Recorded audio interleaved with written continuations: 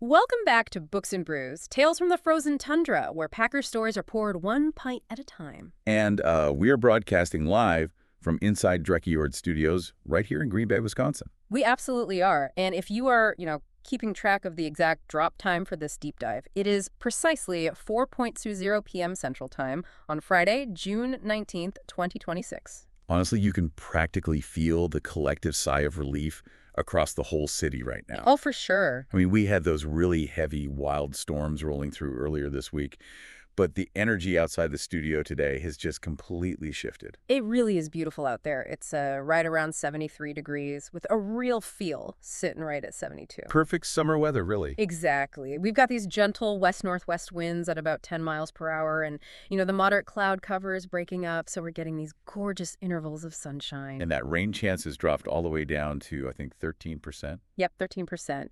It's just that bright late afternoon sky and the warm summer air. It just feels incredibly calming after all the rain we had. Which, it perfectly mirrors the current vibe of the football calendar, I think. Oh, totally. The off-season waiting room. Right. We are sitting squarely in that mid-June quiet period. Yeah. I mean, minicamp has wrapped up, but training camp hasn't started yet, so the news cycle just naturally quiets down. Yeah, for most fan bases across the country, June is basically a month to just clock out and wait. But the culture around Green Bay, it doesn't actually hibernate. Not at all. The superfans, they never truly clock out. They keep that massive, colorful energy alive all year round. I mean, it's the costumes, the laughter, those tailgate memories. Those big personalities don't just melt away because the snow does. Right, and that continuous pulse of energy is exactly what we're unpacking today. Yeah, so in episode 5 of this series, we looked at the really intense, unforgettable faces of fandom.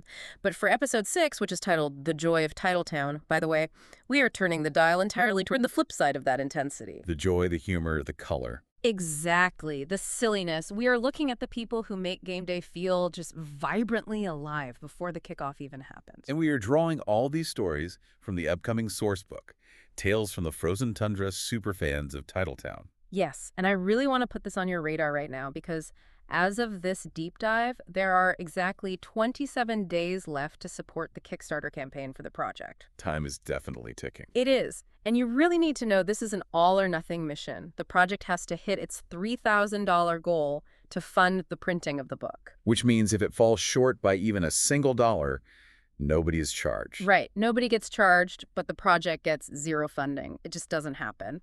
So we are diving into why preserving this specific fan culture matters so much. And to start, I think we really need to talk about the physical environment these fans operate in. The frozen tundra itself. Exactly. When you think about a home game in December, the immediate image is usually, well, grit. Oh, yeah. Sub-zero wind chills, frozen metal bleachers. Right.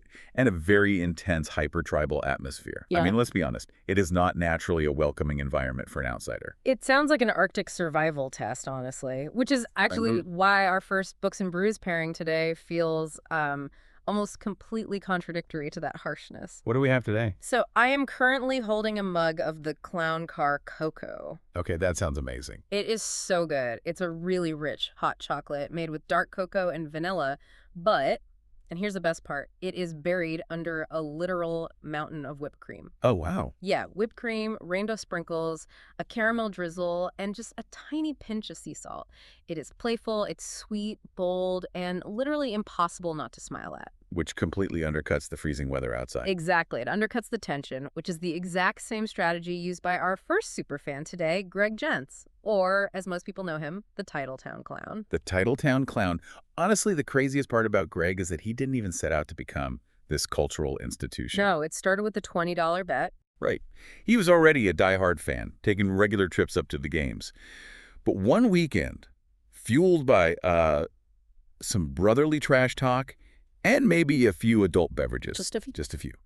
This $20 wager turned him into a literal walking spectacle. We are talking about a full tuxedo covered top to bottom in memory-filled pins, a bright gold wig, full green and gold face makeup, and a construction hat. On paper, that visual combination just sounds like complete visual chaos. Yeah, I'm going to push back on that a bit because, if I'm walking through a freezing parking lot and I'm dodging icy puddles and these really intense tailgaters, and I see a guy in a tuxedo, a gold wig, and clown makeup flipping brats on a grill for 50-plus people, I might actually walk the other way. You'd be intimidated. Yeah. How does looking like a circus ringmaster translate to genuine, grounded hospitality? Well, it all comes down to the psychology of the clown archetype.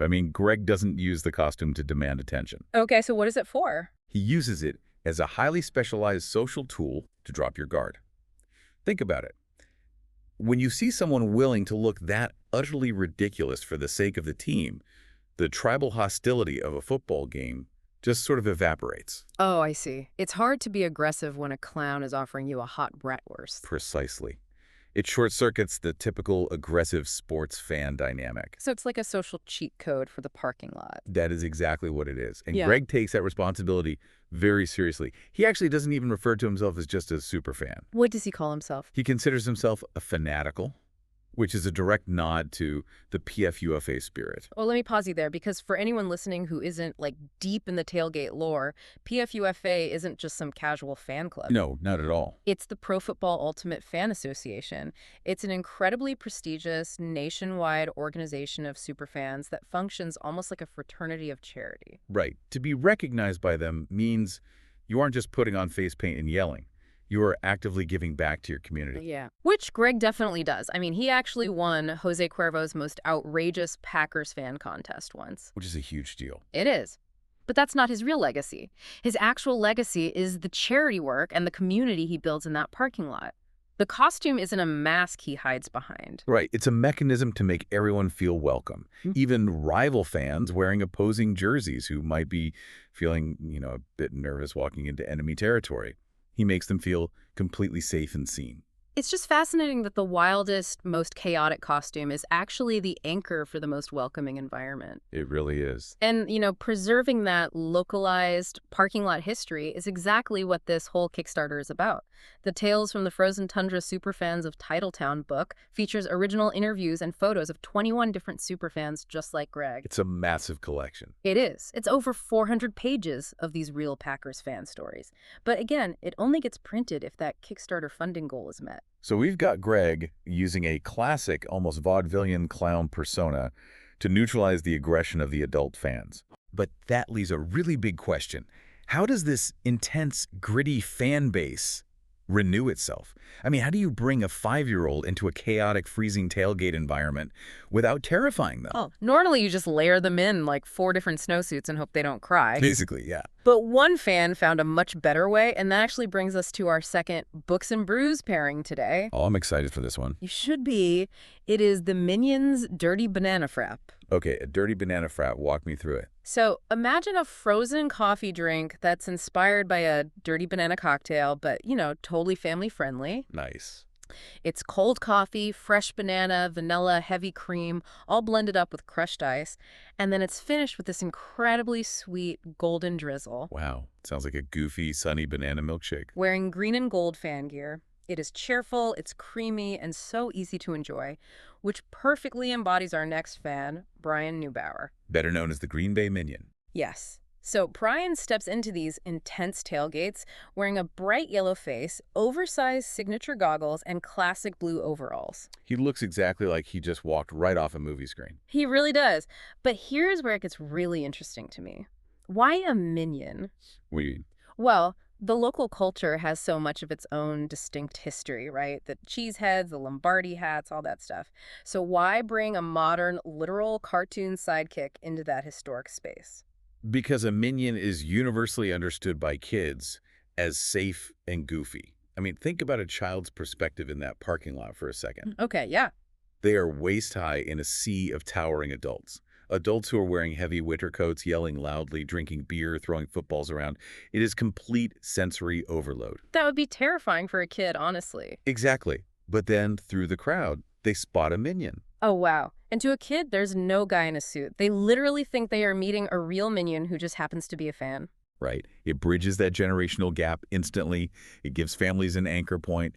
Kids run up to him, and suddenly the parking lot isn't this scary adult party anymore. It's a playground. That is brilliant. And Brian's sole initial goal wasn't to become some local celebrity. He literally just wanted to create smiles and make the space more approachable. And it total disarms the adults, too. I mean, you cannot maintain a stoic, hyper-intense, tough guy football mentality when you are trying to frame up an iPhone photo of your toddler hugging a minion. No, you really can't. The entire atmosphere around Brian just softens. And what's really remarkable is that his success has spawned this whole ripple effect. There is now a whole cast of colorful, kid-friendly characters roaming those lots, making the game day experience radically inclusive. Radical inclusion is actually a perfect segue here because, making this community accessible to everyone isn't just about fun costumes. It's about actual communication and accessibility. Absolutely. And that same spirit of accessibility is built right into the Kickstarter project. When you support the campaign, you are also backing signs from the Frozen Tundra. Which is such an amazing feature. It is. It's an ASL learning feature within the project, inspired by Jeff Paydon, who is the ASL cheesehead, and the wider Deaf Packers community. It really highlights that this fandom is a place where multiple languages are spoken, whether that's ASL, the language of hospitality, or just the universal language of a goofy yellow cartoon character. Exactly. And you don't have to fit a specific gritty mold to belong there. Oh, and I should mention the Kickstarter has multiple tiers to support this, like the digital edition, the signed paperback, the signed hardcover, and the cheesehead supporter tier. Plenty of options to jump in, but, we've talked about disarming adults and we've talked about welcoming kids. There's actually another psychological hurdle in this environment. What's that? What if you are naturally an introvert? Oh, interesting. Right. Like, how do you participate in this massive, highly extroverted cultural event if your natural instinct is to just hang back? You build armor, literally. Which brings me to our final Books and Brews pairing for the day, the Master Cheese Chai. That sounds intense. Oh, it is. It's a creamy, highly spiced drink. You take a bold tea or coffee, mix it with cinnamon, vanilla, honey, and steamed milk. Okay, I'm with you. But then you top it with a playful, cheesehead-inspired golden finish. It's warm, it's bold, and it is fiercely Wisconsin-proud. Just like our final fan, Seth Halkola. The Master Cheese. Seth's origin story is honestly arguably one of the most relatable in this entire deep dive. It really is. So Seth is originally from Michigan's Upper Peninsula. He's a huge video game fan, specifically the Halo franchise. Right. And back in 2013, he gets this idea to create a team-themed Master Chief helmet. But he's living in an apartment. He doesn't have a garage or a workshop. So what does he do? He and his wife take a real Master Chief replica helmet and they spray paint it bright yellow right inside their apartment shower. Which is just a terrifying commitment to a bit. It really is. He literally said they kissed that security deposit goodbye right then and there. I believe it. But he finishes it, puts it on, and heads to the stadium. And the crowd reactions are amazing. I mean, some people are confused. They're calling him a yellow stormtrooper or a transformer. Naturally. But the gamers in the crowd recognize it instantly. And what I find so compelling about Seth is what actually happens when he puts that helmet on. Yeah. By combining nerd culture with that proud Wisconsin cheese identity, he created a persona he calls the friendly neighborhood superfan. But wait, let me ask you this. Putting on a completely faceless, opaque alien warrior helmet seems like the ultimate way to isolate yourself. It does seem that way. Right, like you literally can't see his face or read his expressions. How does that make him the friendly neighborhood superfan? It sounds like he's just hiding. It's totally counterintuitive, right? Yeah. But think about the psychology of anonymity for a second. Okay.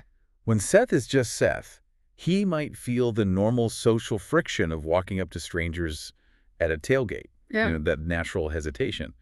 But when he puts the visor down, the helmet absorbs the social risk. Oh, wow. I never thought about it like that. The armor doesn't hide his personality. It actually acts as an extrovert unlock. It gives him the absolute freedom to wander the lots, check in on people, and take photos without any self-consciousness whatsoever. It's almost like internet anonymity, but used entirely for positivity and community building instead of trolling. Exactly.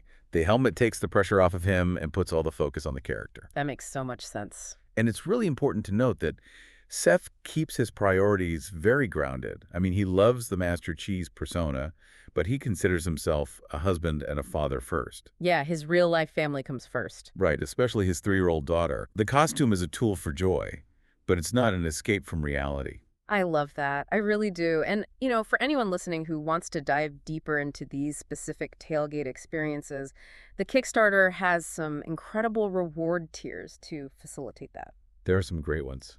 There's Superfan editions, the Frozen Tundra Man editions, and even VIP tailgate experiences where you can literally immerse yourself in this exact parking lot magic. Plus, there are all these exclusive collector rewards. But again, you only have 27 days left to make it happen. Exactly. Time is running out. When you look at these 3 individuals together, Greg Jenss in his pin-covered tuxedo, Brian Neubauer in his oversized Minion goggles, and Seth Halkola sacrificing his security deposit for a yellow Spartan helmet, a really clear thesis emerges about this fandom. It completely shatters the national stereotype. Because Because if you just watch the national broadcasts on TV, you'd think being a fan here is strictly an exercise in enduring misery. It's just people shivering in blaze orange hunting gear talking about ice bowls and grit. Right, and the grit is real, obviously, but it's just not the whole story. What these superfans prove is that this community is fundamentally rooted in creativity and laughter. Yeah, color and joy. Exactly. Yeah. They take an intense, high-stakes, freezing environment, and they actively transform it into a shared playground. They give adults the psychological permission to be kids again, and they give kids a really safe entry point into a lifelong tradition. It's a localized magic that absolutely deserves to be documented. Which brings us to our final plea for the day.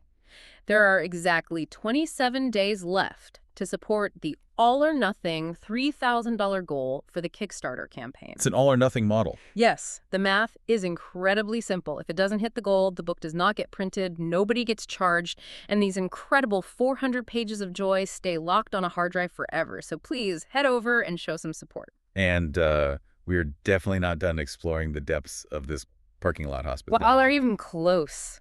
Next time, in Episode 7, we are going to explore the stories of Denni Towle Jr., who is known as Dennis the Greeter, Joey T., the diehard Packers fan, and Mary Kay Charbonneau, the greeter of Lambeau. That is going to be a great one. I am not going to spoil the major stories today, but I promise you, we are going to look at some amazing examples of profound hospitality that will completely change how you view a simple pregame handshake. You will definitely want to hear these. It's going to be a fantastic deep dive to round out this stretch of stories. But before we sign off today, I really want to leave you with something to consider. Lay it on us.